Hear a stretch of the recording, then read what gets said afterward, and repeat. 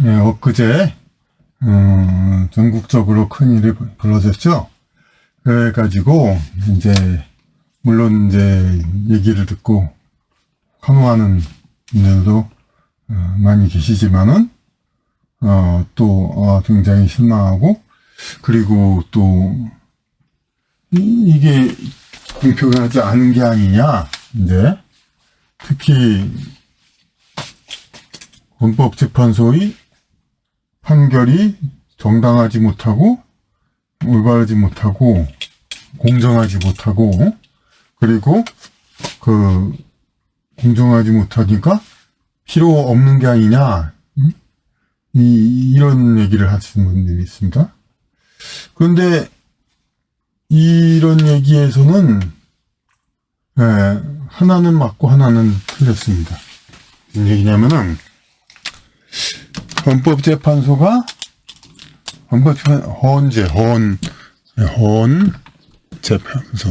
이제 헌법 법률 그 글자를 안 쓰니까 원아웃 오래되고 헌 것이다. 이제 헌재판소죠. 이제 그 헌재판소가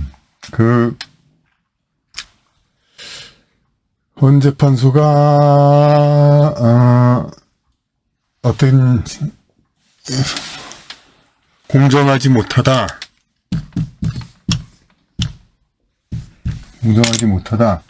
이런 말씀을 하기도 하고, 또는 이제 필요 없다. 근데 이 하나는 맞고 하나는 틀렸다고 저는 봅니다. 왜냐하면 필요 없다는 건 정말 필요 없다 쓸 수가 있습니다. 대법원의 한쪽으로 역할로 하고, 굳이 뭐 결계를 만들어 가지고 이렇게 그냥 엄청나게 국가적인 이제 그런 이제 부담, 그러니까 그 본인들도 부담이죠. 이제 그런 거 질 필요가 없습니다. 그 이유는 뭐냐면 이 헌법재판소 그거에 대해서 공정하다 아니다 이 얘기를 얘기하는 것 자체가, 물론 이제 그 작은 그 사건들, 국민 개개인이 이건 헌법에 맞지 않느냐 이거에 대해서는 상당히 여유 있게 공정하게 판결하기도 합니다. 그리고 많은 이제 뭐 근래에 있었던 일반인 강요들, 무슨 이제 정부기관장들 이런 사람들에 대한 이제 탄핵들 이런 거에 대해서는 비교적 공정하게 판결을 할 수가 있습니다.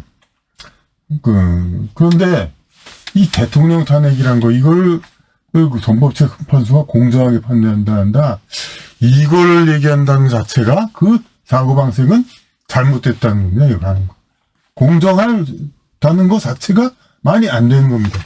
왜냐면은 공정하게 되려면 마치 이제 헌법재판소 그러니까 재판을 이런 거하고 혼동을 하는 거죠. 판사가 위에 있고 재판정 높은 데 있고 검사가 이렇게 기소를 하죠. 그럼 변호인이 판사한테 이제 피고는 용서해달라 이런 호소를 하죠. 이런 건데, 이런 게 일반 재판입니다. 그러니까 이럴 경우 위에 있는 판사는 공정하게 재판을 해야 할 의무가 있고, 또 그럴 만한 분위기도 주어지죠. 그런데 그 탄핵, 더군다나 대통령 탄핵 같이 이렇게 그런 건 국회가 이제 절반도 아니고 3분의 1 이렇게 완전히 해서 한 겁니다. 근데 국회는 우리 현재로서는 물론 정치적인 견해로 따지면 국회에 엄청나게 마음에 들어하는 분도 계시고, 마음에 안 들어하는 분은 아주 쓰레기로 하고 이렇게 낮춰볼 수도 있죠. 하지만 엄연히 국회는 우리 헌법상 최고 이제 기관 중에서는 최고 기관이고, 그리고 그 선출직과 임명직의 그 차이가 크죠. 우리 이제 선출직, 임명직은 이제 임명자가 어떻게 마음대로 이제 할 수도 있지만은 대부분 선출직을 이렇게 국회 선출직 300명이 내린 결정입니다. 그 여하튼 간에 탄핵은 대통령 탄핵 같은 거 그거를 8명, 9명의 그 임명직이 그 300명의 선출직이 결정한 거를 뒤집는다? 그 기관의 순서도 국회 다음에 입법, 사법, 행정, 사법부, 행정부, 그 다음이던가? 헌법재판소. 하여튼, 그리고 뭐, 중앙선관위, 이렇게 무슨, 하여튼, 법조인 기관이 그냥 뭐 줄줄이 그냥 막 있습니다, 이제. 그러니까, 독립이라고 해서. 5부요인, 6부요인. 3부요인이면 됐지, 무슨 6부요인. 하여튼, 그것도 이상한 거고, 그러니까 법조계가 너무 비대해졌다는 거. 8인, 응? 하여튼 8인이 아니라 9인의 어떤 선출직, 임명직이, 정식으로 보면 9인이어야 되죠? 임명직이 그렇게 한다는 게, 물론 이제 무슨, 장관 탄핵, 검찰총장, 검사 탄핵, 국무총리 탄핵까지도 그거는 이제 국회에서 한 거 번복할 수 있지만은, 그거는 이제 탄핵은 국회가 그냥 불과 절반 과반수로 한 거고, 여기 언제는 6대2가 돼. 여기도 6대2가 적용돼야 되죠. 이제 그러니까 그런 거죠. 똑같이 4대4 국회가 절반 반반으로도 탄핵이 되니까 여기도 4대4 똑같이 의견 표명한 건데 여기서 4대4는 이제 기각이다 그런 거고, 그리고 어쨌든 다른 탄핵 같은 건 어쨌든 그렇게 크게 목숨 거는 게 아니고, 그러니까 석 달 동안의 직무정지만으로도 큰 효과라기보다 힘을 쓴 거고 하니까, 그건 이제 일반 그 사건은 마찬가지라고 봐야 됩니다. 하지만 국회가 이제 목숨 걸고 하는 이 대통령 탄핵, 이거는 국회의 뜻대로 할 수밖에 없는 게 헌법재판소입니다. 그러니까 결국 뭔가 헌법재판소는 필요가 없다는 거죠. 그러니까, 사실 이제 제대로 이번에 헌법이 개정된다면, 대통령 탄핵이 된다면은 이 두 가지가 됩니다. 최종 결정은 국민투표라든가, 사실 국민투표로 하는 게 지금 이제 석 달, 언제 그거 가지고 그냥 죽어라고 그냥, 온 국민이 세대결하고 이 소모전이 더 컸죠. 그러니까, 그걸 위해서, 그러니까, 앞으로는 대통령 탄핵을 하면은, 국민투표로 최종 결정, 혹은 탄핵된 대통령은 이 자유롭게 다음 정부에 출마할 수 있는. 그러니까, 그럼 얼마든지 국민이 다시 심판할 기회가 있는 거니까, 그런 방법을 하면 되는 거지. 그야말로 진짜, 저도 이제 헌법은 더 개정할 필요가 없다고 생각했었는데, 이 국회 견제 장치도 있어야 되고, 이제 대통령 탄핵에 대한 최종 결정은 언제가 아니라 진짜, 그런 국민투표나 그런 식으로 국민의 재선거로, 그렇게 결정하도록 그렇게 해야 되는 것이지, 진짜 몇몇 임명직이 이렇게 결정할 수도 없는 겁니다. 그러니까, 지금 자꾸, 판사가, 검사와 변호인들 둘을 밑에 놓고 이렇게 하는 건데, 아니, 임명직, 임명직 9명이 300명이 선출직? 그걸 밑에다 놓고 판결하는 겁니까? 아니죠. 아니죠. 그렇게 될 수가 없는 거예요. 그렇게 될 수가 없어. 그러니까, 결국은, 국회가 언제보다 위에 있으니까, 위에 있는 기관인데, 언제가 왜 말을 안 듣습니까? 그러니까 말을 들어야 되는 거고, 말을 듣기 위해서, 미리 그 결론에 맞춰서, 최대한 변명이 가능하면은, 그렇게 하는 게 바로 언제입니다. 그러니까, 국회가 낸 결론에, 그것에 따르게 그 결론을 미리 정하고 한다. 헌재가 결론을 미리 정하고 한다고 이제 비판하는 분들이 계셨는데, 사실이 헌재는 결론을 미리 정하고 하는 곳입니다. 예. 결론을 미리 정하고 거기에 맞출 수만 있으면 되네. 그러니까 웬만한 증거 같은 거 그런 것도 물론 애초에 탄핵 증거 그런 거가 좀 부실하고 문제 있다. 그렇다 하더라도 국회는 어쨌든 그렇게 결정했어요. 그러니까 결정했으니까 그걸 따르는 거예요. 헌재는 그걸 따르는 거. 따르는 것이고, 자꾸 이렇게 똑같은 얘기 계속하고 있는데, 그러면 당연히 반론이 있으시죠. 노무현 때는 왜 기각했냐. 그러니까 노무현 때의 기각, 그것도 첫 탄핵이 그걸로 된 어떤 무슨 달콤한 추억, 행정부 입장에서 그런 거에 미련 두고 계속 탄핵 기각, 그거에 미련을 두고, 그걸 기대하고 그랬는데, 애초 불가능. 그럼 노무현 때 왜 그랬냐? 이렇게 자꾸 반문하시는 분은 아마 그 시대에, 그때 아주 어린 초등학생이었던가? 그랬을 것 같은데요. 그러니까,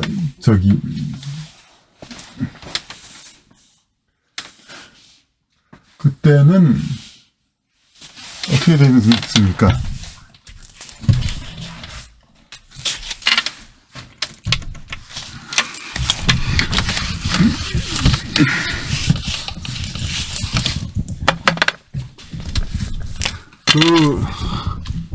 민주당, 원래 민주당하고 한나라당인지 무슨 당인지 이렇게 있었고, 근데 이쪽에서 노무현 대통령이 당선돼 놓고서는 이제 탈당을 하고 여러 가지도 이 민주당의 이쪽 기존 사람들하고 트러블이 생기니까 탈당을 했던지 뭐 어쩐지 모르겠어요. 그런 상태에서 마치 이후에 그러니까 국힘 계열 당에서 자기 당 대통령을 탄핵했듯이 이쪽 더민당 계열 쪽에서 자기 당 대통령을 탄핵했던 거예요. 그런데 이때는 어떻게 됐어요? 노무현 대통령이 탈당해가지고 새로 여루당을 창당해가지고 그 여루당이 그 탄핵 심판 기간 중에 다시 선거를 해서 다수당이 됐죠.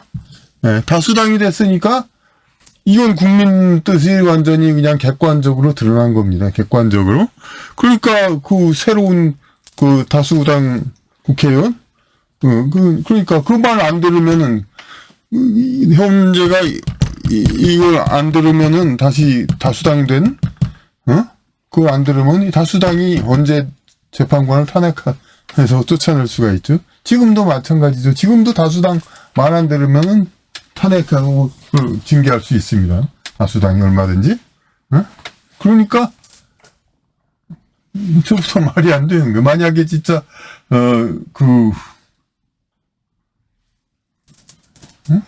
지금 현재에서 한 5대3, 6대2 뭐 이런 기각된 인용이든 그렇게 해서 이제 그 기각 의견을 낸 재판관이 있다면 그 사람들 그냥 더민당에서 탄핵하면 그만입니다.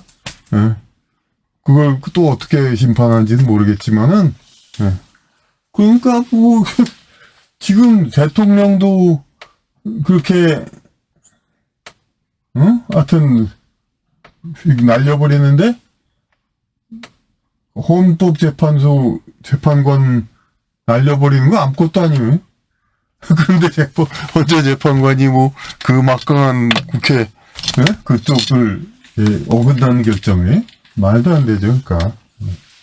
그리고 그걸 갖다가 물론 여러분들은 이제 정치적으로 이쪽에 분들은 이 전제 재판관이 헌재가 아니라 헌법이 아니라 막 이제 기회주의적이다 그랬지만은 그러니까 그 시스템 자체가 그러라는 거. 그러니까 이건 마치 그렇게 또 봐야 됩니다. 군인이 대통령의 명령을 듣고 그것이 다소 불합리한 명령이라도 들어야 군인이죠. 그러니까 아무리 지금 어쩌고 저쩌고 그래도 진짜 군인에게 진짜 그 말을 지시를 따른 군인에게 죄를 묻는 건 사실 말이 안 되는 거라고 이렇게 봅니다. 어쨌든 그와 같은 시스템입니다. 헌법재판소는 국회 말을 들어야 합니다. 들어야 하는 거지. 국회를 합리화해주고 그 말을 들어야 하는 거지.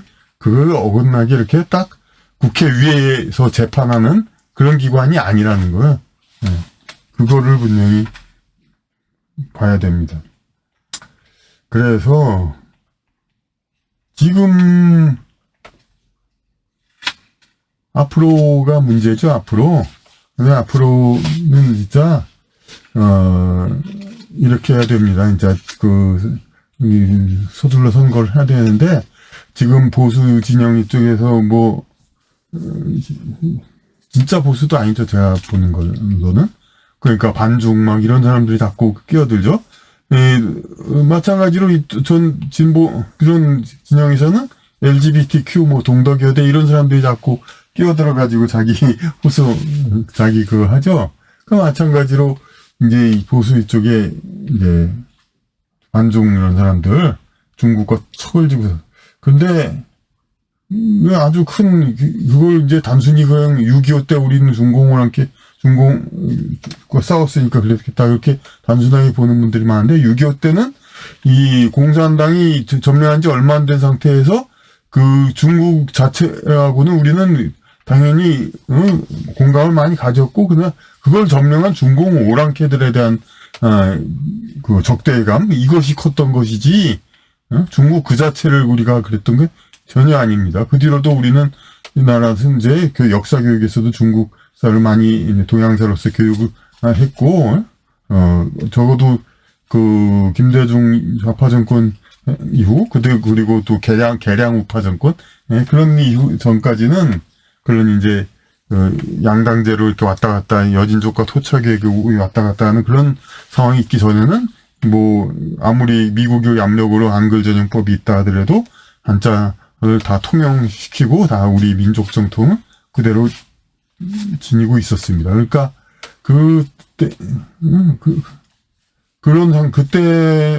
그런데 지금 반중하는 사람들은 어떠냐면 그냥 구호로 온통 영어로 하고 그냥 그거야 MB고 그랬지만 완전히 중국 자체를 갖다가 그냥 척지고 살자 오로지 일본과 미국만 보자 이런 식입니다. 이거는 그리고 여태까지 중국과 이제 가까이 지냈던 조상들도 폄하를 하죠. 그러니까 우리가 아주 사대주의 그랬다는 거. 사실 옛날에 나라끼리 평등이 어디 있습니다. 유엔이 있은 다음부터 큰 나라 작은 나라 할 것 없이 그냥 같이 모여서 그랬지. 옛날에 큰 나라 작은 나라들 서로 대우가 다른 건 당연한 거지. 그 옛날에는 그러니까 그걸 가지고 무슨 사대했다느냐 하면서 그냥 그랬대. 그렇게 해서 그거 조상나라를 폄하하면 그럼 어떻게 했다는 건가? 그 진보 좌파 제국가 그게 무슨 보수입니까? 그러니까 단지 시장 경제 그런 거 친일 그런 걸 가지고 이제 불과 20세기 이후의 그런 거 가지고 이제 집착을 하는 거죠. 그리고 일본 아니었으면 일본에 대해서 이렇게 물론 계속 적대시하고 이렇게 그런 거도 물론 잘못이지만 일본 아니었으면 우리나라가 무슨 미개국이었던 것처럼 자꾸 얘기하는 쪽도 마찬가지죠. 그러니까 이런 사람들을 오히려 지금 반중 세력의 정체는 이 중국 소수민족이라고 봅니다. 소수민족 그쪽 어떤 독립 세력 그런 쪽에서 이제 본토에서 더 이상 이제 과거의 몽고 원나라 여진족 천나라처럼 그렇게 집권할 가능성이 없어지니까 이제 한국을 이제 그런 오랑캐 이제 몽고족이나 여진족의 국가로 해가지고 오로지 이제 중국과 다른 문화로 그러니까 이 미국과 쪽으로에만 이제 그러니까 교류를 하면서 그렇게 나라를 개조해버리겠다는 거죠. 근데 그게 말처럼 쉬운 게 아니라 우리 민족의 그런 5,000년 그런 역사를 그러니까 우리 국민의 사실 기득권층, 통미기득권층은 영어를 다 보편적으로 쓰게 하고 싶었지만 영어 쓰게 됩니까? 영어 안 되잖아요, 그렇게. 그런가 마찬가지죠, 이제. 지금 그래서 서두하고 얘기가 달라지는데, 서두에 대해서 이제 두 가지, 서두에서 그 헌법재판소가 불공정하다 그렇게 얘기할 필요가 없다. 헌법재판소는 국회를 따를 수밖에 없는 그런 기관이다. 이게 제일 주제고, 그 다음 주제는 앞으로의 대처인데, 이게 한덕수 총리나 뭐도 그러고 뭐 여러 이제 어떤 투쟁적인 주장을 안 하는 지도층은 이제 갈등이 심하다 봐서 나라를 통합해야 돼 이렇게 얘기를 한단 말이에요. 근데 그게 뭡니까? 이념 대결 아닙니다. 이념이라면은 그 어떤 그 진리에 대한 접근 방식의 차이니까 서로 대화하다 보면은 이념의 차이 그런 거는 타협이 됩니다. 그러니까 그거는 이념의 차이는. 그럼 뭐냐? 이제 이 나라를 대륙으로 붙일 것인가, 해양으로 붙일 것인가 하는 그런 이제 이건 견해차가 아니라 자기의 출신에 따른 우리 이렇게 대륙 출신 이제 여진족 이제 그런 쪽의 전쟁과 이제 그 후예를 그런 그쪽을 승계한 한국인들 중에 그런 사람도 있고, 혹은 이제 해양 출신 외국 그런 쪽을 이제 승계한 그런 이제 한국인도 있고, 그렇죠. 그러니까 그 입장에서 그냥 이렇게 해양에다 이 나라를 붙이냐, 대륙에 이 나라를 붙이냐, 이거 가지고 싸우는 겁니다. 그러니까 그거는 타협이 안 되죠. 거듭되지만 해양, 대륙 둘 중에 하나 해야지. 그러면 우리 타협해서 해양이나 대륙 양쪽 다 통하자. 그게 우리가 민족이 나아갈 길이고 절대 다수 한민족은 그렇게 해야 되는데, 그렇게 되면은 이제 여진족과 토착외구는 둘 다 나쁘단 말이에요. 둘 다. 왜냐하면 자기들이 이 나라를 이제 다스려야 되는데, 그것을 하려면은 해양이나 대륙에 붙여야 되거든요. 왜냐면 자기들이 활동이 유리하니까, 해양 출신은 해양, 대륙 출신은 대륙, 이렇게 서로 이렇게 유리한 그런 활동 반경이 있는 겁니다. 그렇게 한국 외교가 그런 식으로 되어야만 좋은 그런 사람들이 있는 거죠. 이제 그러니까 그건 절대적으로 목숨 걸고 추구하는 그 사람들이 그러는 가치입니다. 이거는 근데 그 사람들이 계속 목숨 걸고 하고, 그게 바로 자기들 입장에서는 마치 이 나라가 살아날 것 같이 하는데, 그건 그 사람들의 입장뿐일 뿐이죠. 네. 그 사람들 입장일 뿐이고, 절대 다수 한민족은 어느 한쪽에 치우칠 필요가 없는 겁니다. 그러니까 이 사람들한테 계속 휘둘리는 그런 것을 벗어나야 됩니다. 지금 전체에서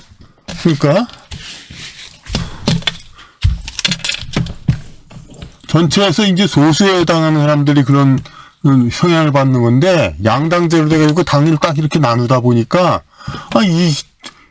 전체가 그냥 별로 안 그래도 되는 이 대다수 한민족들이 이 어느 한쪽에나 붙어가지고 서로 싸우게 자꾸 유도가 된단 말이에요.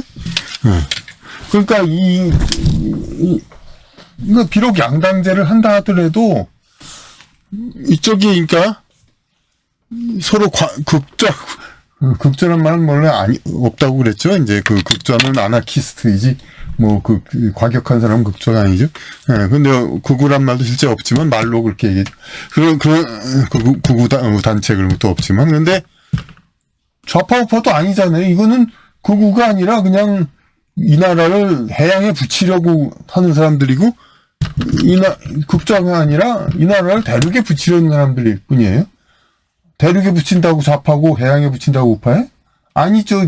대만은 해양에 붙이려는, 중국에서 독립해서 오로지 미국 일본만 가까이 지내겠다는 그런 민주진보당이, 좌파 민주진보당, 트랜스젠더가 장관을 하고 탈원전하는 그런 좌파 민주진보당이 그잖아요. 그러니까 친미 친일이죠. 해양지향이고. 그러니까 좌파가 그러니까 상관없는 거예요. 그러니까 극조하고 그거 별거 아닌데 그걸 마치 상당히 욕하는 그런 것처럼 만들고 그래요. 그러니까